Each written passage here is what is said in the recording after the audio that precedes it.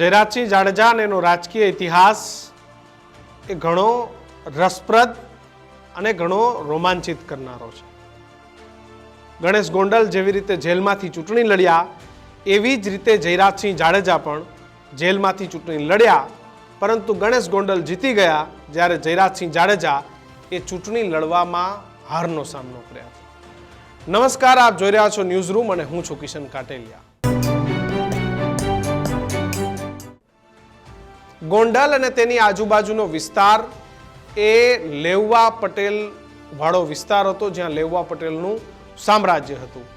એ પછી સહકાર હોય કે પછી સરકાર હોય, ધારાસભ્ય બનવાની વાત હોય કે પછી જિલ્લા, તાલુકા કે નગરપાલિકાની વાત હોય, એ 80-88 ની આખી વાત છે કે જ્યારે મહિપતસિંહ રીબડા એ ત્યાંનું સૌથી મોટું માથું ગણાતું. ગોંડલની ચૂંટણીમાં મહિપતસિંહ જાડેજા એટલે કે મહિપતસિંહ રીબડા એ ચૂંટણીમાં લડવા માટે આવતા અને ત્યાંની જે ચૂંટણીનો જંગ છે એ સક્રિય વર્સિસ લેઉવા પટેલનો થઈ જતો હતો. અને એ સમયે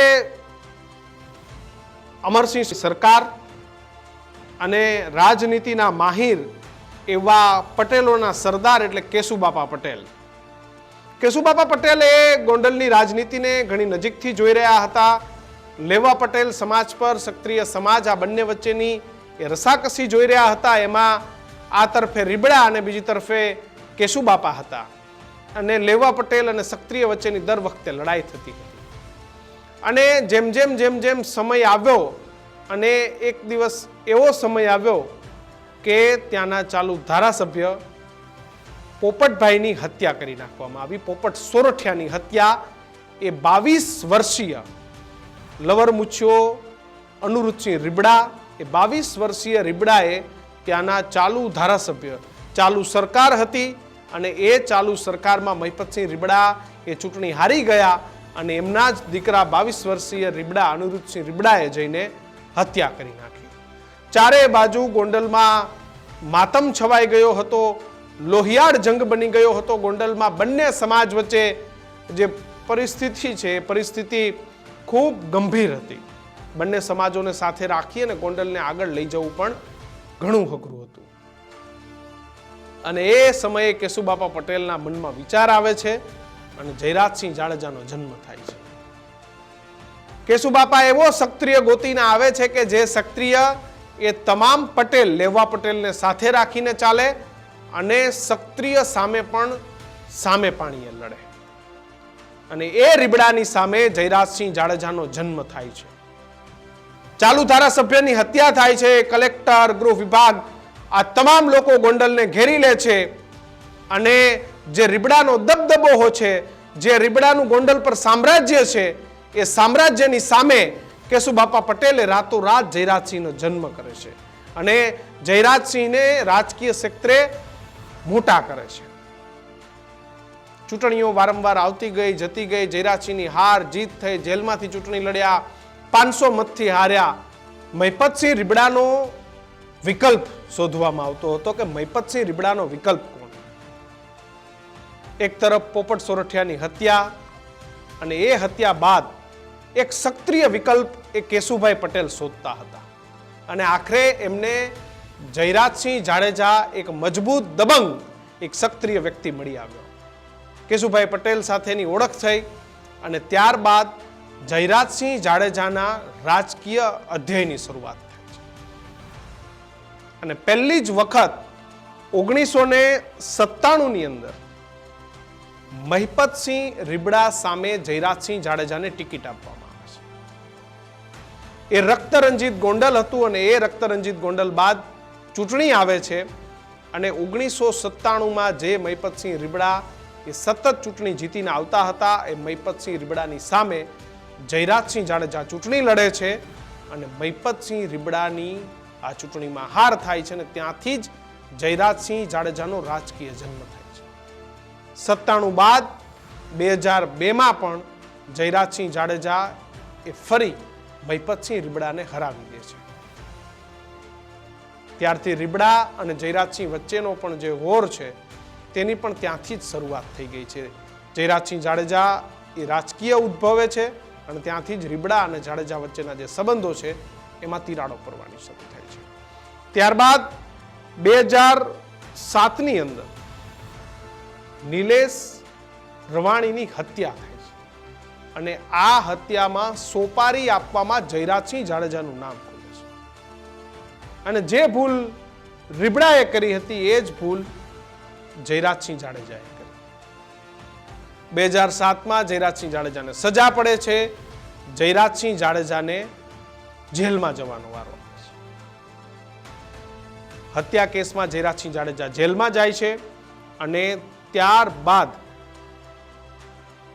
જયરાજસિંહ જાડેજા એ ચંદુ વઘાસિયા જે લેવા પટેલનો જે ઉમેદવાર છે, ચંદુ વઘાસિયા લેવા પટેલના ઉમેદવારને ટિકિટ આપવામાં આવે છે અને જ્યારે એમને ટિકિટ મળે છે ત્યારે જયરાજસિંહ જાડેજા એ 450 કરતા વધારે મતથી જેલમાંથી ચૂંટણી હારી જાય છે. જે પહેલાથી લેવા પટેલનો જે દબદબો હતો એની સામે સક્રિય લાવવામાં આવ્યા, પણ જ્યારે આ બેઠક પર લેવા પટેલ ચૂંટણી લડવા આવે છે તો સક્રિય નેતાએ ચૂંટણી હારવી પડે છે અને જયરાજસિંહ જાડેજા જેલમાંથી આ ચૂંટણી હારી ગયા. જો કે ગોંડલ અને તેનું રાજકારણની વાર્તાઓ એ ક્યારેય પૂરી નથી થતી. સતત એ ચર્ચાઓ શરૂ જ રહે છે અને ફરી ચૂંટણી આવે છે 2012ની અને આ 2012ની ચૂંટણીમાં ત્રિપાખ્યો જંગ થાય છે. ચંદુ વઘાસિયા લડે છે, કેશુબાપાની પાર્ટીમાંથી ગોરધન ઝડફિયા લડે છે અને સક્રિયમાંથી જયરાજસિંહ જાડેજા લડે છે. બે પટેલ ઉમેદવાર લડવા આવ્યા અને સક્રિય સમાજમાંથી જયરાજસિંહ જાડેજા ત્રીજા ઉમેદવાર તરીકે લડ્યા અને ત્યારે પણ 18,000 જેટલા મતથી જયરાજસિંહ જાડેજા એ ગોંડલની ચૂંટણી જીતી જાય છે. જોકે જે હત્યાનો કેસ છે, હત્યાના કેસમાં જયરાજસિંહ જાડેજાને સજા પડે છે અને એ સજા પડ્યા બાદ જયરાજસિંહ જાડેજાના ચૂંટણી લડવા પર મનાઈ આવી જાય છે કે જયરાજસિંહ જાડેજા હવે વિધાનસભાની ચૂંટણી નહીં લડી શકે. ત્યારે ફરી એવું થયું, રીબડાને એવું થયું કે હવે જયરાજસિંહ જાડેજા નહીં તો ફરી આપણે આપણું રાજકીય પાનું ચલાવી લઈએ. લેવા પટેલ સમાજના પણ ઘણા નેતાઓને એવું થયું કે ગોંડલ પટેલ સમાજનું છે, આપણે આપણું પાનું ચલાવી લઈએ.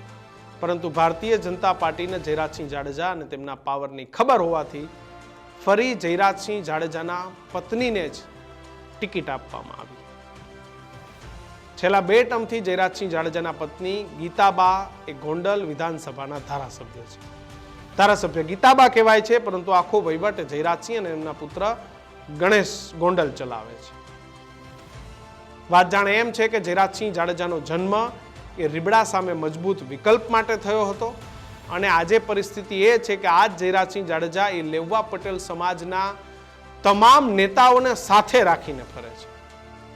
એમાં ચાહે અલ્પેશ ઢોલરિયા હોય, રમેશ ધડુક હોય, જિલ્લા પંચાયત આખી હોય, ગોંડલ તાલુકા પંચાયત હોય, ગોંડલ નગરપાલિકા હોય, ગોંડલ એપીએમસી હોય, આ તમામ જગ્યાએ પટેલ સમાજના આગેવાનોને આગળ રાખી અને જયરાજસિંહ જાડેજા દર વખતેની જેમ વિધાનસભાની ચૂંટણી જીતવામાં સફળ થાય છે.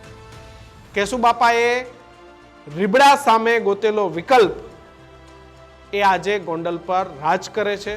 ભલે પોતે નહીં તો એમના પત્ની એ વિધાનસભા લડે છે. જોકે લાસ્ટ ટાઈમ જ્યારે વિધાનસભાની ચૂંટણીઓ આવી ત્યારે ગણેશ ગોંડલને ટિકિટ આપવા માટેની ઘણી ઈચ્છા જયરાજસિંહની હતી, પરંતુ રીબડાનો વિરોધ, રીબડાનું પણ ભારતીય જનતા પાર્ટીમાં વધતું બળ એને જોતા ભારતીય જનતા પાર્ટીએ તેમના દીકરાને ટિકિટ ન આપી અને ગીતાબાને ટિકિટ આપી. પરંતુ આજે પણ ગોંડલની રાજનીતિમાં 30 વર્ષ થઈ ગયા, અનેક ચડાવ ઉતાર જોયા, અનેક લોહિયાળ જંગ જોયા, પરંતુ આજે પણ જયરાજસિંહ જાડેજાનો દબદબો એ યથાવત છે. ગણેશ ગોંડલ જેલમાં રહીને પણ ચૂંટણી જીતી ગયો. 2000ની સાલથી લઈ અને 2024 સુધીનું જે રાજકારણ છે એમાં ઘણા ચડાવ ઉતાર જોયા બાદ જયરાજસિંહ જાડેજા આજે પણ પોતાની જગ્યા પર બેઠા છે. એનો મતલબ કે રાજનીતિમાં ગમે એટલા ચડાવ ઉતાર આવે, માણસે ડગવાનું નથી. આજે પણ રીબડા અને જયરાજસિંહ જાડેજા વચ્ચે જે તણાવ છે, તણાવ હજુ પણ યથાવત છે, પણ આ તણાવમાં હજુ પણ ગોંડલની ગાદી એ જયરાજસિંહ જાડેજા. તમારું શું માનવું છે? ખરા અર્થમાં ગોંડલની જનતા એ કઈ બાબતોને જોઈને જયરાજસિંહ જાડેજાના પરિવાર સાથે ઊભી છે એ કમેન્ટ બોક્સમાં ખાસ જણાવજો. જોતા રહેજો ન્યૂઝ રૂમ. નમસ્કાર.